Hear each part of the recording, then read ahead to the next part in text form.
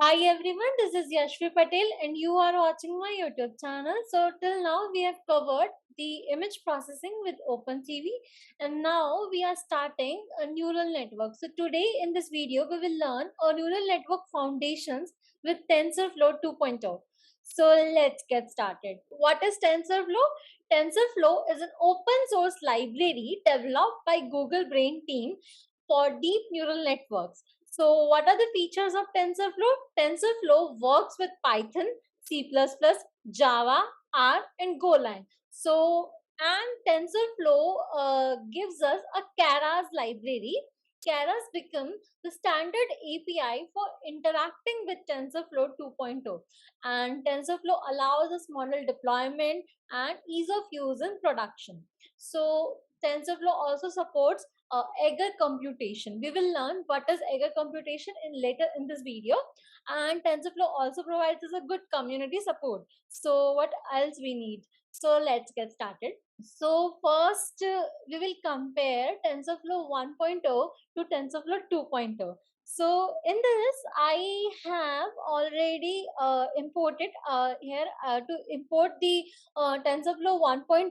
I can use the TensorFlow.compact.v1 as TF and I have to disable the Eager execution. So what I'm doing, I'm just creating a simple linear regression, that is wx plus b, that we normally do in a linear regression. So this is all the code I have written here. I have defined the placeholder for input variable and define the function which takes the input variable, and it create a variable scope of math multiplication because I wanted to multiply the weights with the input, and I have to add then bias wx plus b. So this is what I am doing. I am returning this wx plus b and calling this, and but when I call it doesn't actually execute.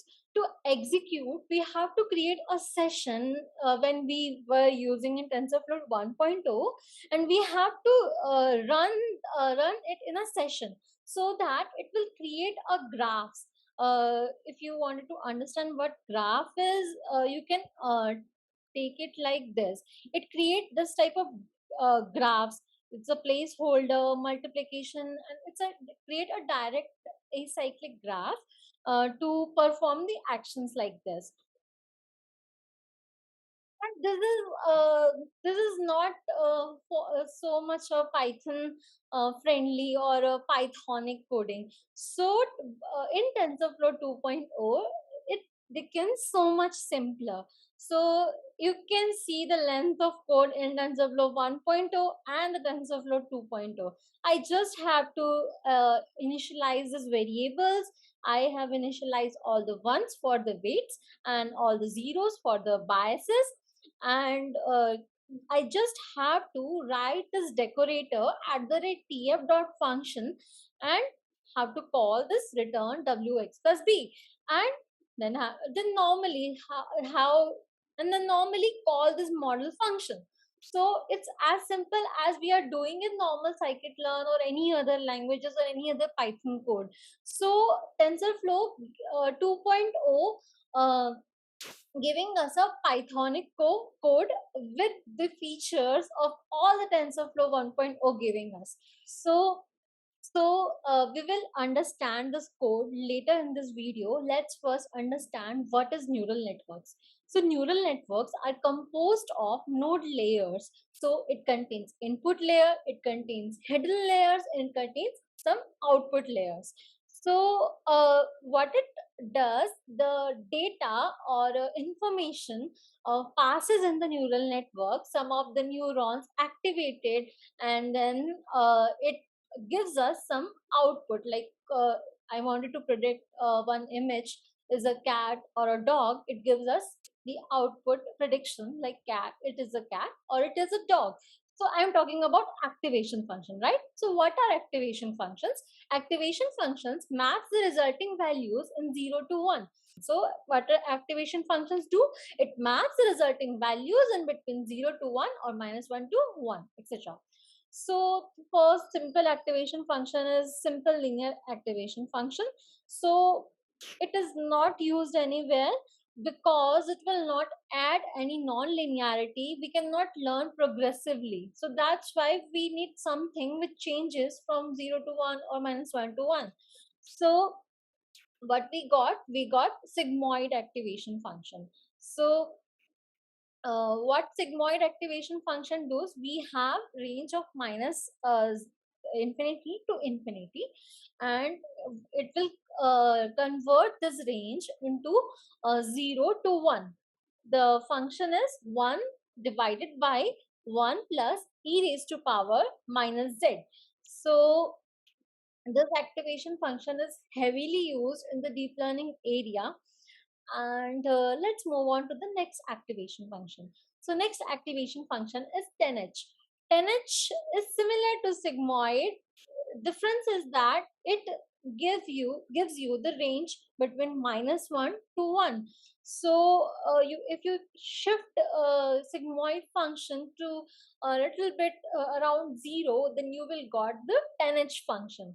So 10h function formula is e to power z minus e to power minus z divided by e to the power z plus e to the power minus z.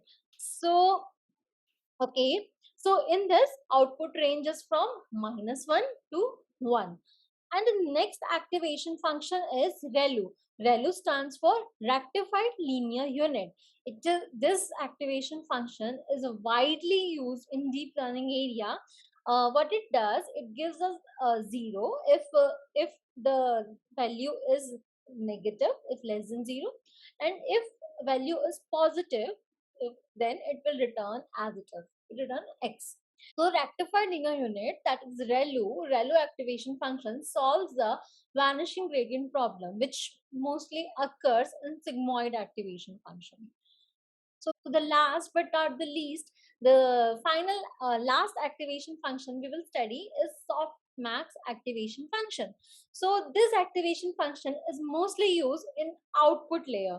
So it converts the vectors of numbers into vectors of probabilities. So if I given my output variables is from 0 to 1, it will give us a probability like there is a 70% chances that it is a cat and 30% chances it is a dog.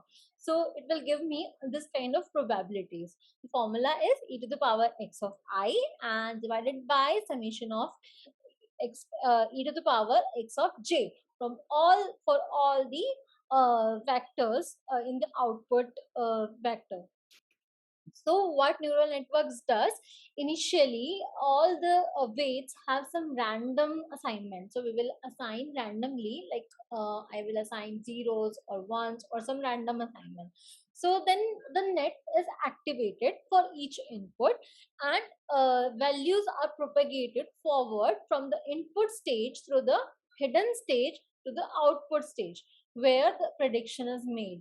So then propagate error back using appropriate optimizer algorithm like gradient descent to adjust the neural network weights with the goal of reducing the error. So we talked about optimizer algorithm. So the first optimizer algorithm is gradient descent. So gradient descent measures how much the output of a function changes if you changes input a little bit. So if it changes the input little bit, then you have to calculate how much it changes the output. Think of a gradient descent as a hiking down to the bottom of the valley.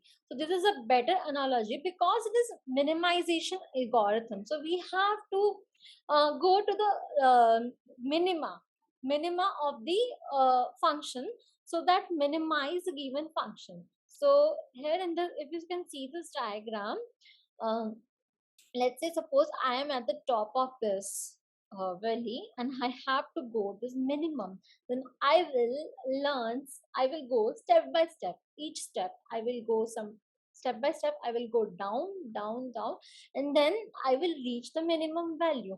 Then this same thing happens in neural networks. So it updates its weights according to the learning step. So mathematically we can say we will update this weights minus alpha multiplied by derivative of f of w. Whatever a function, let's say our function is w x plus b, we will take the derivative of this with respect to the weights and multiply it by alpha and, and subtract it from the original weights, and then update our weight according to that formula. So we talked about gradient descent. There are some more variants of this. We have stochastic gradient descent. Stochastic gradient descent, in this gradient descent, we will pass our whole data set into the gradient descent algorithm. In the stochastic gradient descent, we will pass each input one by one and then calculate the error and then back propagates and updates the weights. And there are other variants like variant which is a mini batch gradient descent. In this we take the batches of 10, 20, 100, whatever you want according to the dataset size. So now we can see how we can do all of this in TensorFlow 2.0. So we will create a simple program which recognize a handwritten digit. So if in handwritten digit, if it is written 1, then it should return the 1, and if it is returned 2, it should return the 2. So let's see how we can do that. So first I have imported TensorFlow and Keras from TensorFlow, and here I have initializes some parameters like how many epochs I want, what is a batch size I want, verbose, number of classes, number of hidden units, and validation split. Like I want 80 to 20%. So my training set will be 80%, my validation set will be 20%. So, and for the data, I have used Terrazo dataset MNIST, and I loaded the data xtrain, ytrain, xtest, and ytest. So my image is 28 by 28. So I wanted to reshape it as 784, which is a multiplication of 28 into 28. So I will reshape my xtrain xtest by 60,000 cross 784 because I have 60,000 images. So, and in the training set or in the testing set, I have 10,000 images and I reshaped it by using this. And I converted my all values as float 32, and my values is from 0 to 255. I wanted to normalize it between 0 to 1. So I divided all the values into divided by 255 to convert it in 0 to 1. So after this, I converted my classes into the categorical, like one hot representation. And then final part is model. So in this, I have one dense layer, which is my hidden layers, my second hidden layer, and my final, which is my output layer. So in the both the hidden layers, I applied the ReLU, and in the output layer, I applied the softmax function. So,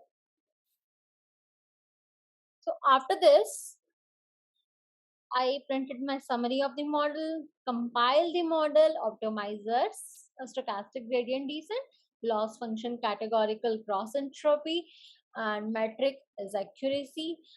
And now I am training my model. So to train my model, similar model dot fit, xtrain, ytrain, batch size equals to batch size, epochs, verbose, validation split, all these parameters that we defined here, I passed in this function. And the final, I evaluated my model and tested my accuracy of the model. And then you can see initially my accuracy was somewhat 62%, and then it is increased and increased and increased and increased, and you can see the validation loss is also decreased and accuracy is increased, and finally I got 96% accuracy. So that's pretty much fine for me at this point of time. So I talked about Agar computation in the starting of the video. So what is this? So earlier TensorFlow, what it does, it first computes a static computation graph in 1.0. So in TensorFlow 2.0, we still have graph. We still have the same structure, but now all of this is going on behind the scenes. So you can write the code in this way, like in TensorFlow 2.0, you can write the code in this way, and you just have to write this decorator as a tf dot function, and in on the fly TensorFlow convert it into the graph so that it is faster and it is more Pythonic also. The next thing, let's say how this graph thing is better performing than the normal thing. That what if I don't include this tf function? Here I am calling this LSTM cell inside this function, which is decorated by tf dot function, and I called it both way. I called directly the cell, like only return cell in the is lambda function, and I called the cell through this TensorFlow tf dot function. So I called it both ways, and you can see this timing of this time, how much time it takes normally with this autograph. So we call it autograph, that is automatically generates this graph, so we call it autograph. So if you see the normal graph time and autograph time, normal graph time is 0.94 and the autograph timing is 0.21. You can see the difference between both of this, how much it is faster than normal just function calling. So to utilize TensorFlow 1.0 feature that we had earlier, when we are using 1.0, now we are also getting in 2.0. We don't have to create the session placeholders and all of that. So that's it for today, and I hope you like this video, and if you do, then please do a like, share and subscribe my YouTube channel. Until then, bye bye.